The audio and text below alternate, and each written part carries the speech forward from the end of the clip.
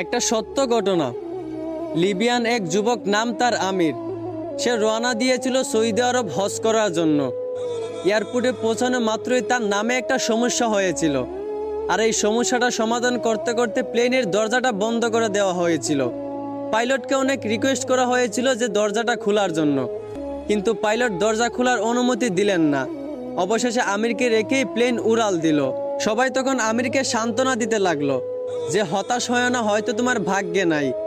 আমির তখন বলল, আমি হতাশ হই নাই, আমি মন থেকে খাঁটি নিয়ত করেছি, অবশ্যই আল্লাহ আমার এই আশা পূরণ করবেন। কিছুক্ষণ পর খবর আসলো যে প্লেনে একটা সমস্যা হয়েছে। আবারও প্লেনটা এয়ারপোর্টে ফিরে আসলো। এয়ারপোর্টে আসার পর প্লেনের সমস্যাটা সমাধান করার পর আবারও পাইলটকে রিকোয়েস্ট করা হলো দরজাটা খুলে দেওয়ার জন্য, কিন্তু পাইলট আবারও আমিরকে না নিয়েই প্লেন নিয়ে উড়াল দিল। আবারও সবাই আমিরকে সান্ত্বনা দিতে লাগলো যে হতাশ হয় না, হয়তো তোমার কপালে নাই। আমির আবার বলল, আমি মন থেকে খাঁটি নিয়ত করেছি, আমি হতাশ হইনি, আমি আল্লাহর উপর ভরসা রেখেছি, অবশ্যই আল্লাহ আমার মনের আশা পূরণ করবেন। কিছুক্ষণ পর আবার খবর আসলো প্লেনের মধ্যে আবারও একটা সমস্যা দেখা দিয়েছে।